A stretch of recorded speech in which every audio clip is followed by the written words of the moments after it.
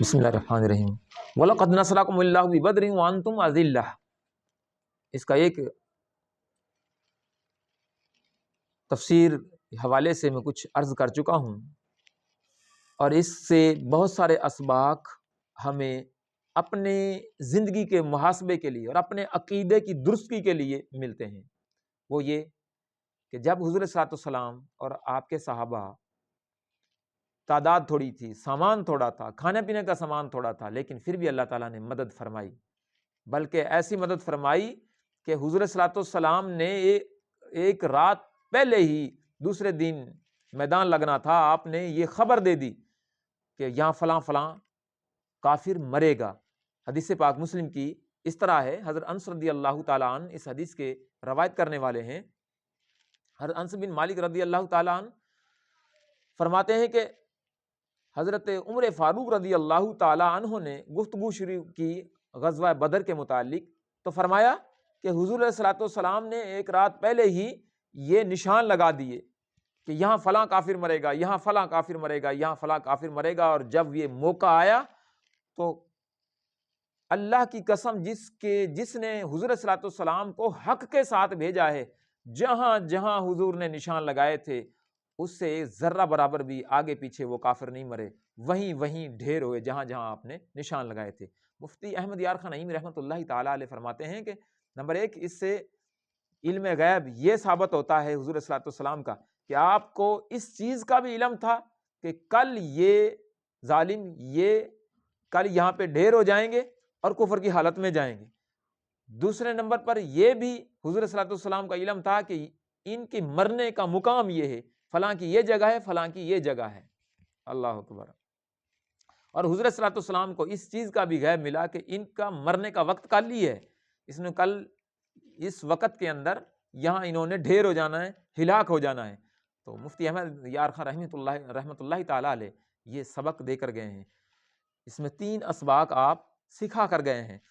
تو یہ تو ایک عام بندہ بھی اس سے سمجھ سکتا ہے کہ حضور صلی اللہ علیہ وسلم کو اللہ تعالیٰ نے کیسا غیب عطا فرمایا۔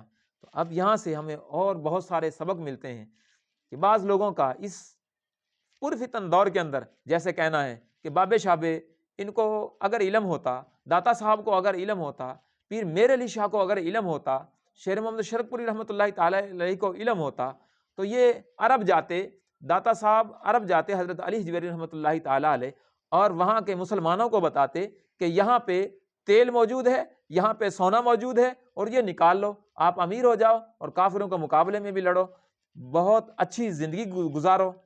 تو یا اس طرح بولیں کہ یورینیم کا افغانستان کے اندر داتا صاحب نشاندہی فرما دیتے کہ یہاں سے یورینیم نکالو، اس طرح ایٹم بم تیار کرو، اس طرح غوری میزائل تیار کرو، اور یہ کفار کے مقابلے میں چلاؤ، تو اس سے پوری دنیا میں مسلمان ہو جانے تھے۔ جو یہ لوگ اس طرح کا اولیاء کرام پہ جس طرح کا دعویٰ بولتے ہیں اور اتنی جرت کرتے ہیں اور زبان درازی کرتے ہیں کہ اولیاء اللہ کو ایسا علم ہوتا تو پھر وہ بتانا دیتے کہ یہاں پہ سونا ہے اور یہاں پہ تیل نے نکلنا ہے۔ یہ تو آج کل کی کمپنیوں نے جا کر وہاں کر بتایا کہ یہاں پہ تیل ہے، اور آج وہ نکال رہی ہیں، اور ان لوگوں کے پاس آج پیسہ آ گیا ہے۔ تو داتا صاحب نے کیوں نہیں بتایا، میر علی شاہ نے کیوں نہیں جا کر وہاں بتایا؟ تو ان کو مطلب یہ کہ ان کا دعویٰ یہ ہے کہ ان کو کچھ معلوم نہیں ہے، یہ تو سائنسی طریقے سے معلوم ہوا ہے، یعنی مادی چیزوں پر اعتقاد یقین، مگر اللہ والوں سے اعتقاد بگاڑا جا رہا ہے۔ جبکہ اللہ تعالیٰ نے قرآن مجید میں ارشاد فرمایا ہے، واقعہ جو سلیمان علیہ السلام والا ہے، آصف بن برخیہ رحمۃ اللہ تعالیٰ علیہ نبی نہیں، اس امت کے سلیمان علیہ السلام کے امتی ہیں، تو اس امت کے جو ولی ہیں ان سے زیادہ درجہ رکھنے والے حضور صلی اللہ علیہ وسلم کی امت کے ولی ہیں۔ یہ ہمارا عقیدہ بالکل کلیئر ہے، اس کو سب مانیں گے۔ تو آصف بن برخیہ 1 ماہ کا سفر آنے کا اور جانے کا، مگر تخت بلقیس کتنا بڑا وسعت میں، لمبائی میں، چوڑائی میں، پلک جھپکتے کے ساتھ آپ نے سامنے کر دیا۔ اب بعض لوگ کہیں گے جی اسم اعظم جانتے تھے، اسم اعظم جانتے تھے تو اسم اعظم سے انہوں نے دعا کی اور آ گیا تخت، تو اسم اعظم آپ کیوں نہیں جانتے؟ آپ بھی ذرا کچھ کر کے دکھاؤ نا، آپ کے پاس اسم اعظم کیوں نہیں آ رہا، آپ کو کیوں نہیں مل رہا؟ جن کے مقدر میں ہوگا انہیں اسم اعظم ملے گا، جن کے مقدر میں ہوگا انہیں علم غیب ملے گا، جن کے مقدر میں ہوگا انہیں اللہ تعالیٰ کا قرب ملے گا، وہی اللہ تعالیٰ کے ولی ٹھہریں گے۔ اللہ اکبر۔ تو اولیاء اللہ کی یہ شان ہے جو قرآن سے ثابت ہے۔ تو آج کے پرفتن دور میں ایسے گھٹیا قسم کے لوگ یوٹیوب وغیرہ پر بیٹھ کر، سوشل میڈیا پر بیٹھ کر لوگوں کا عقیدہ بگاڑ رہے ہیں اور قرآن سے یہ منکر بنا رہے ہیں۔ اللہ کی پناہ، ایسے ہی احادیث کا منکر بنا رہے ہیں۔ تو لوگ سب سمجھنے والے نہیں ہیں، بس اسکول کی، کالج کی، یونیورسٹی کی تعلیم لے کر اس سے بس ہلکا سا دینی ٹچ لیا اور اس سے دعوے شروع کر دیے اور اسی سمجھنا شروع کر دیا کہ شاید فلاں سے ہم نے بس یوٹیوب سے سنا ہے اور بس یہ بالکل انہوں نے ٹھیک بولا ہے۔ تو جب احادیث کا، قرآن کا علم نہیں ہوگا تو پھر اسی طرح اونگی بونگیوں پر عقیدہ بن جائے گا اور دنیا کی بربادی بھی آئے گی اور آخرت بھی برباد ہے۔ اللہ اپنی حفاظت میں رکھے۔ اب میں اس کا عرض کر دیے جاتا ہوں کہ حضور صلی اللہ علیہ وسلم کو بھی علم، حضور کے صدقے میں اللہ تعالیٰ نے اس امت کے ولیوں کو بھی غیب کا علم جس کو چاہا، جتنا چاہا عطا فرمایا۔ اللہ اکبر۔ اب میں تھوڑا عرض کر دوں کہ اگر اللہ کے ولی حضرت داتا صاحب حضرت علی حجویری رحمۃ اللہ تعالی علیہ وہاں جا کر بتا دیتے کہ یہاں پہ سونا ہے، یہاں پہ تیل نے نکلنا ہے، تو اس سے پہلے پھر حضور صلی اللہ علیہ وسلم نے کیوں نہ بتا دیا؟ پھر حضور صلی اللہ علیہ وسلم اور کتنے سارے نبی آئے، سب کی کیوں ضرورت پڑی؟ تو پھر اللہ تعالیٰ سب لوگوں کو، سب قوموں کو فرما دیتا کہ جلال سے کہ میرے سامنے سجدہ کرنا ہے، تو کسی نے انکار کرنا تھا؟ سب کے سب نے سجدہ کرنا تھا، سجدے میں گرے رہنا تھا، رکوع کرنے تھے، اللہ تعالیٰ کی تسبیحات ہی کرنے، کسی نے انکار کرنا تھا؟ جس طرح کی لاپرواہی دیکھی جا رہی۔ تو یہ کچھ اللہ تعالیٰ کی مرضی کے مطابق جیسے نظام ہے ویسے ہی چلنا ہے۔ تو نمبر 1 پہ حضرت علی حجویری رحمۃ اللہ تعالی علیہ، آپ نے نہیں بتایا تیل کا، یہاں پہ تیل ہے یا میرے نشان ہے، یا کسی بھی ولی نے وہاں پہ نشاندہی نہیں کی۔ کیوں کریں جی وہ نشاندہی؟ اللہ تعالیٰ کے حبیب علیہ الصلوۃ والسلام نے ارشاد فرمایا ہے کہ اللہ تعالیٰ کے نزدیک اس دنیا کی، اس میں جو کچھ ہمیں قیمتی چیز نظر آ رہی ہے، اس دنیا کی وقت ایک مچھر کے پر سے بھی زیادہ نہیں ہے، اور اگر اتنی بھی وقت ہوتی تو اللہ تعالیٰ کسی کافر کو پانی کا ایک گھونٹ تک بھی نہ دیتا۔ تو جب اس کی وقت ہی نہیں ہے اس دنیا کی، تو اللہ والوں کے نزدیک اس دنیا کی وقت کیا ہے؟ ان کے نزدیک سونے کی وقت کیا ہے؟ ان کے نزدیک تیل کی وقت کیا ہے؟ کچھ اہمیت کی حامل نہیں ہے۔ تو اللہ والے اس لیے ایسی چیزوں کی نشاندہی کی طرف توجہ نہیں دیتے، بلکہ اللہ تعالیٰ کے قرب کی طرف، عبادات کی طرف جاتے ہیں، فرما برداری کی طرف جاتے ہیں، تابع داری کی طرف جاتے ہیں اور اللہ تعالیٰ کا قرب حاصل کرتے ہیں۔ اللہ اکبر۔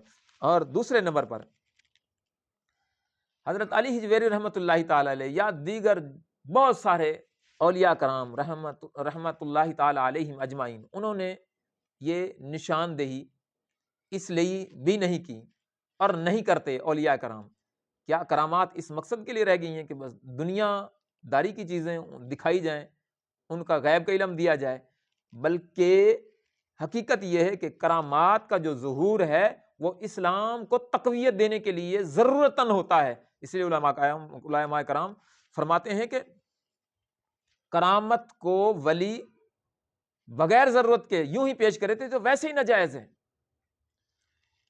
تو کرامت کا ظہور اسلام کو تقویت دینے کے لیے ضرورتاً کرامت کا ظہور ہوتا ہے۔